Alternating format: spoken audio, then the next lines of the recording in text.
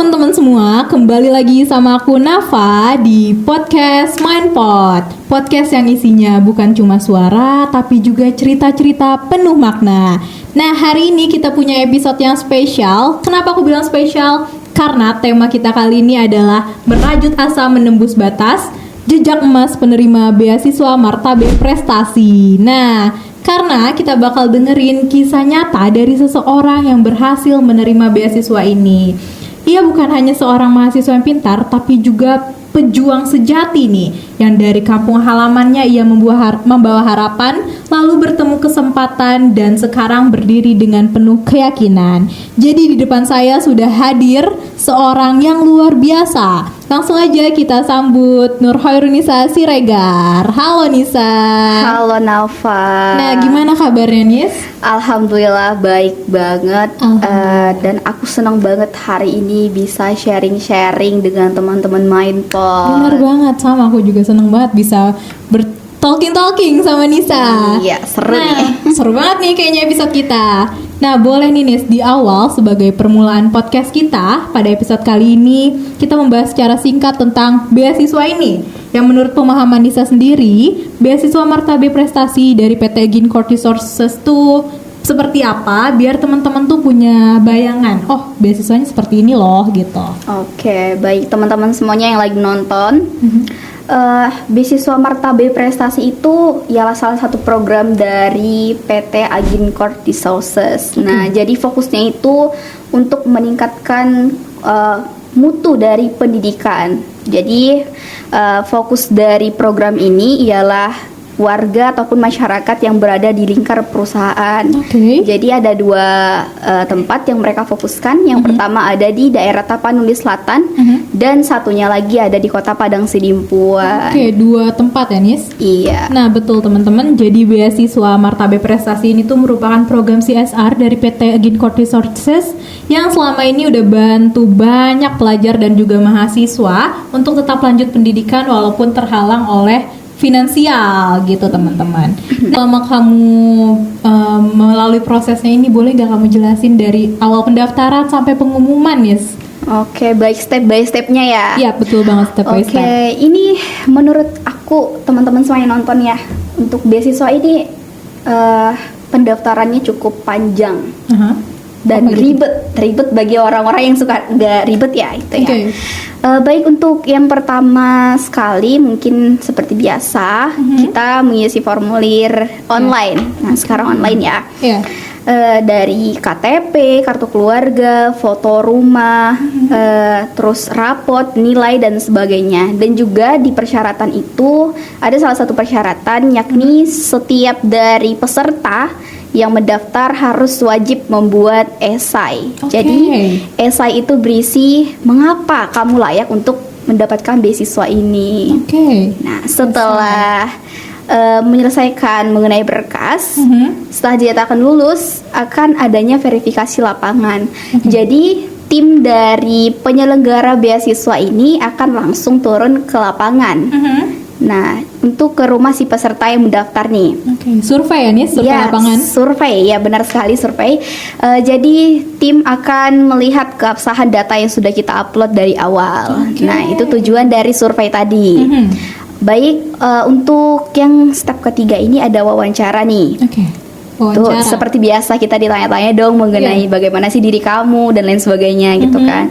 Dan ada yang keempat, itu kan setelah wawancara ada pengumuman kelulusan. Setelah dinyatakan pengumuman kelulusan, ada acara besar dari semua penerima beasiswa martabak prestasi akan dikumpulkan dan dianugerahkan secara sah oleh PT Gincourt Resources. Iya, panjang begitu. Ya, cukup panjang tahap-tahapannya. Cukup panjang begitu. Nah, setelah kamu mendapatkan beasiswa ini Nis, apa aja kira-kira benefit yang kamu dapatkan dan juga bisa kita bilang apa ya, syarat-syarat apa aja yang dari beasiswa ini yang harus tetap kita lakukan agar tidak dicabut nih beasiswanya Nis? Oke, untuk persyaratan ya lebih dahulu ya saya jelaskan. Sebagai penerima beasiswa Martabat Prestasi, kita diwajibkan ada tuntutan nilai. Nah, setiap semester kita harus mendapatkan minimal IPK 3. Iya, 3. Nah, apabila di semester berikutnya nih turun, tapi amit-amit ya, jangan sampai. Turun. Ini akan diberikan peringatan. Peringatan pertama ini peringatan yang masih ringan gitu ya. Nah, setelah turun di semester berikutnya akan diberikan peringatan kedua. Ini udah lumayan berat peringatannya gitu ya. Dan setelah turun 3 kali, ini akan dicabut secara langsung. Tidak ada transaksi apapun lagi. Ini akan dicabut secara langsung, dan apabila si pendaftar ingin mendaftar tahun depannya lagi, otomatis akan di blacklist, tidak akan bisa mendaftar. Begitu. Rumit banget. Iya, ini memang kuat banget persyaratannya, karena memang tujuannya kan untuk meningkatkan mutu pendidikan nih. Tidak untuk bermalas-malasan gitu ya. Dan untuk benefit yang bisa dapatkan. Ya, untuk benefit yang pertama itu saya alhamdulillah sampai sekarang bisa melanjutkan pendidikan saya berkat dari beasiswa Martabat Prestasi ini. Dan juga saya lebih bisa mengembangkan diri berkat dari dukungan-dukungan PT Aginco Resources. Sebagai contoh, selama SMA saya pernah mengikuti lomba cipta alat peraga edukatif tingkat Provinsi Sumatera Utara. Jadi alhamdulillah meraih juara 1.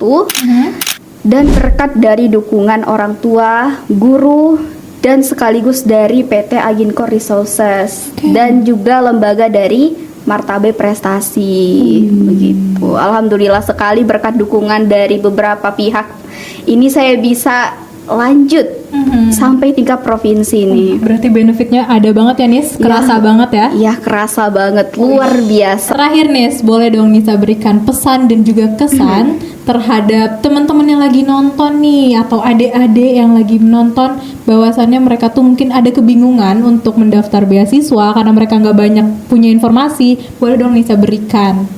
Oke, baik. Buat teman-teman semuanya yang lagi nonton, yang lagi risau mengenai bagaimana sih aku biar dapat beasiswa, bagaimana sih biar aku lulus begitu ya. Yang pertama, dari pengalaman aku pribadi. Pertama, aku sangat takut mencoba hal-hal yang baru. Tuh ya. Tapi setelah aku mencoba, aku berpikir, oh ya begini ya rasanya. Nggak terlalu berat ya. Tuh kan. Jadi pesan aku untuk teman-teman semuanya, jangan takut untuk mencoba, jangan malas untuk mencari. Nah, ini yang penting nih, karena kita merupakan generasi digital, semua ada di gawai yang sedang kita pegang saat ini. Mengenai beasiswa ada, mengenai lomba ada, upgrade skill juga ada, semua ada di sana. Tersedia ya, Nis? Iya, tersedia. Jadi untuk pengembangan diri juga nggak terhambat, cuman karena malas kita doang ya. Nah, benar. Jadi untuk teman-teman semuanya, jangan takut untuk mencoba hal-hal baru. Apalagi mengenai beasiswa, coba aja dulu, mana tahu dapet. Ya kan? Itu kutipan yang bagus. Ya, coba aja dulu, mana tahu dapet. Ya kan? Betul banget. Oke. Jangan lupa rajin guys. Oke, intinya jangan takut deh. Jangan takut, coba aja dulu. Begitu. Oke, coba aja dulu guys. Aku setuju banget sama pernyataan Nisa tadi. Kalau misalkan kita nggak nyoba, bisa aja kita tuh nanti nyesel di akhir kan. Iya, bener banget, nyesel. Kadang penyesalan itu yang bikin kita nggak berkembang jadinya. Nah itu. Nah oke Nis, terima kasih banyak udah datang ke podcast Mindpot ini untuk menginspirasi teman-teman lewat cerita-cerita dan pengalaman kamu. Nah itu dia teman-teman. Ingat, beasiswa itu bukan hanya sekedar uang, tapi tentang harapan dan juga kesempatan. Nah jangan takut untuk bermimpi besar, karena setelah kamu dengar ini, mungkin kamu bisa menjadi penerima beasiswa selanjutnya. Iya, benar banget. Oke, sampai jumpa di episode berikutnya. Semangat terus dan jangan lupa dengerin Mindpot. Bye bye.